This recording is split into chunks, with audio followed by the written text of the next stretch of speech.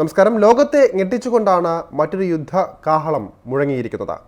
ഏത് നിമിഷവും ഇസ്രായേൽ ഇറാനെ ആക്രമിക്കാമെന്ന അഭ്യൂഹങ്ങൾ ശക്തമായി നിന്നിരുന്നതിനിടെയാണ് അത് സംഭവിക്കുന്നത്. അതിശക്തമായ ആക്രമണം തന്നെയാണ് ഇസ്രായേൽ നടപ്പാക്കിയിരിക്കുന്നത്. ഡ്രോണുകളും യുദ്ധവിമാനങ്ങളും ഉപയോഗിച്ചുള്ള ഇസ്രായേൽ ആക്രമണം ഇറാന് വലിയ പ്രഹരം ഏൽപ്പിച്ചുവെന്നാണ് പുറത്തുവരുന്ന റിപ്പോർട്ടുകൾ.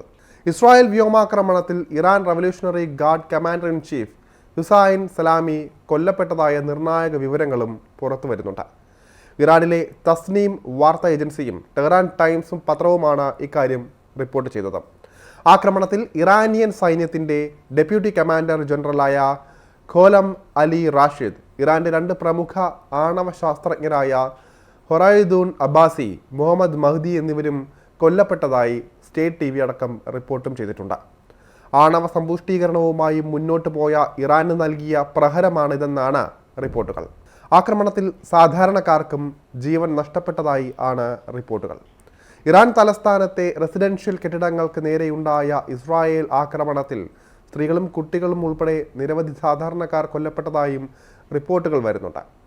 ഇറാന്റെ സൈനിക ആണവ കേന്ദ്രങ്ങളെ ലക്ഷ്യമിട്ടായിരുന്നു ഇസ്രായേൽ വ്യോമാക്രമണം നടത്തിയത്. ഇറാന്റെ വിവിധ കേന്ദ്രങ്ങളിൽ ഇസ്രായേൽ ഇപ്പോൾ ആക്രമണങ്ങൾ നടത്തിയിട്ടുണ്ട്. ടെഹ്റാനിൽ വിവിധ കേന്ദ്രങ്ങളിൽ സ്ഫോടനങ്ങൾ കേട്ടതായാണ് വിവരങ്ങൾ.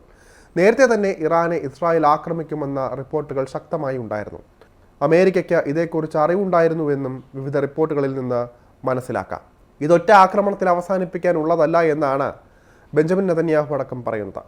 ഇത്തരം ആക്രമണങ്ങൾ ഇനിയും തുടരുമെന്ന രീതിയിലുള്ള ഭീഷണിയും നെതന്യാഹു നൽകിയിട്ടുണ്ട്. ആക്രമണത്തിന്റെ പശ്ചാത്തലത്തിൽ ടെഹ്റാനിലേക്കുള്ള വിമാനങ്ങളെല്ലാം നിർത്തിവെച്ചതായും റിപ്പോർട്ടുകൾ വരുന്നുണ്ട്. ഇതേ തുടർന്ന് ടെഹ്റാനിലെ പ്രധാനപ്പെട്ട എയർപോർട്ടും അടച്ചിട്ടിരിക്കുകയാണ്. ഇറാന്റെ ആണവ പ്ലാന്റുകളെ ലക്ഷ്യമിട്ടാണ് ഇസ്രായേൽ ആക്രമണം നടത്തിയതെന്നും വ്യക്തമായി കഴിഞ്ഞു. ഇസ്രായേൽ സൈനിക വിഭാഗമായ ഡിഫൻസ് ഫോഴ്സ്, അതായത് ഇസ്രായേൽ ഡിഫൻസ് ഫോഴ്സ് IDF ഇക്കാര്യം അറിയിച്ചിട്ടുണ്ട്. ഇറാന്റെ വിവിധ പ്രദേശങ്ങളിലെ ആണവ പ്ലാന്റുകൾ ഉൾപ്പെടെ ഡസൻ കണക്കിന് സൈനിക കേന്ദ്രങ്ങൾ ലക്ഷ്യമാക്കി ഇസ്രായേൽ ആക്രമണം നടത്തിയെന്നാണ് IDFും അവകാശപ്പെടുന്നത്. ഇസ്രായേൽ എയർഫോഴ്സ് വിമാനങ്ങൾ ഉപയോഗിച്ചായിരുന്നു ആദ്യ ആക്രമണം. ഇറാനെതിരെ നടന്ന ആക്രമണം ഇസ്രായേൽ പ്രധാനമന്ത്രി ബെഞ്ചമിൻ നെതന്യാഹു ഔദ്യോഗികമായി സ്ഥിരീകരിച്ചിട്ടുമുണ്ട്. ഓപ്പറേഷൻ റൈസിംഗ് ലയൺ ആണ് ഇറാനെതിരെ നടക്കുന്നതെന്നും ഇസ്രായേൽ മാധ്യമങ്ങളെ ഉദ്ധരിച്ചുകൊണ്ട് വാർത്താ ഏജൻസികൾ റിപ്പോർട്ട് ചെയ്തിട്ടുണ്ട്. കാലങ്ങളായി ഇസ്രായേലിനെ തകർക്കാമെന്ന ഉദ്ദേശവുമായി ഇറാനിയൻ ഭരണകൂടം മുന്നോട്ട് പോവുകയായിരുന്നു. ഇറാൻ ആണവായുധങ്ങൾ കൂടുതലായി നിർമ്മിക്കുന്നുവെന്ന തങ്ങളുടെ ഇന്റലിജൻസ് വിഭാഗം കഴിഞ്ഞ മാസം കണ്ടെത്തിയിരുന്നു.